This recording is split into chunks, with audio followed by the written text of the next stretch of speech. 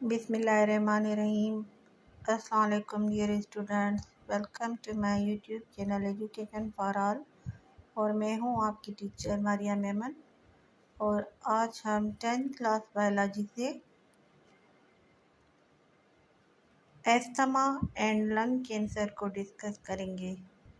तो dear students, इससे पहले कि हम अपने आज के लेक्चर को स्टार्ट करें, हम अपने प्रीवियस लेक्चर को थोड़ा रिपीट करते हैं और देखते हैं कि हमने अपने प्रीवियस लेक्चर में क्या समझा था।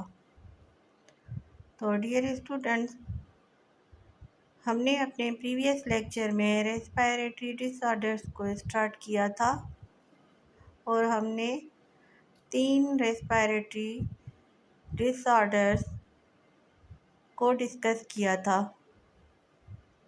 जिनमें ब्रोंकियोटिस, एम्फीसीमा एंड निमोनिया शामिल थे। तो थोड़ा थोड़ा इनको फिर से रिपीट करते हैं, फिर अपने लेक्चर की तरफ चलते हैं। तो dear students, bronchiolitis was the disease of air passageway। Bronchiolitis उस पैसेज की डिजीज़ है जो एयर को लेके चलता है। एयर को हमारे एल्वियोलाई तक, जहाँ पे गैसियस एक्सचेंज होती है, वहाँ तक लेके जाता है। और इसका रीज़न क्या था?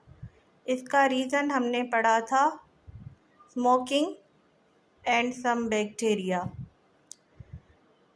और एम्फीसीमा में हमने पढ़ा था कि इस डिज़ीज़ में एल्वियोलाई डिस्ट्रॉय हो जाते हैं, ख़राब हो जाते हैं या बिगड़ जाते हैं और काम करने के काबिल नहीं रहते। और निमोनिया में हमने पढ़ा था कि एल्वियोलाई में कोई फ्लूइड या पस वग़ैरह भर जाती है, जिस वजह से एल्वियोलाई अपना काम सही माना में परफॉर्म नहीं करते। तो it was our previous lecture. Now we move towards the asthma and lung cancer. तो पहले डिस्कस करते हैं एस्थमा को। एस्थमा क्या है?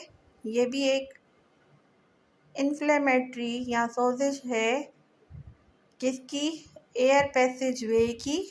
और इसमें क्या होता है, सांस कम आती है और चेस्ट में पेन, बुखार और कभी कभी सांस लेने में आवाज़ जैसे कोई सीटी हल्की सी बजती है, ऐसा आवाज़ आता है जब हम सांस लेते हैं। देन ये किस वजह से होता है?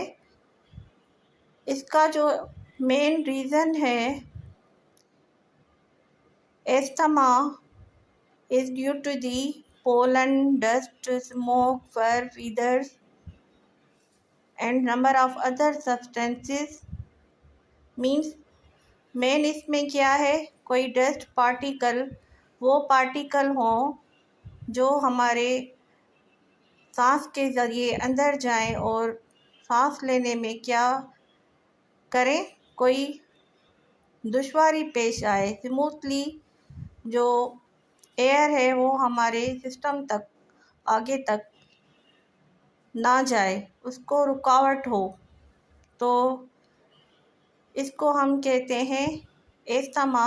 और इसका मेन रीज़न कोई डस्ट पार्टिकल है और एलर्जिक वगैरह, इस वजह से एस्थमा होती है। देन आते हैं हम लंग कैंसर पे कि what is lung cancer. Lung cancer का जो मेन रीज़न है वो है स्मोकिंग या सिगरेट नोशी। ड्यू टू स्मोकिंग और एयर पोल्यूशन क्या होता है कि कुछ एबनॉर्मल सेल्स डेवलप होते हैं और उनकी जो डेवलपमेंट होती है वो बढ़ जाती है। सेल्स मोर देन नॉर्मल हो जाते हैं और उनकी साइज़ भी बढ़ जाती है और क्वांटिटी ऑफ सेल्स भी बढ़ जाती है। तो इसके सिम्टम्स क्या हैं?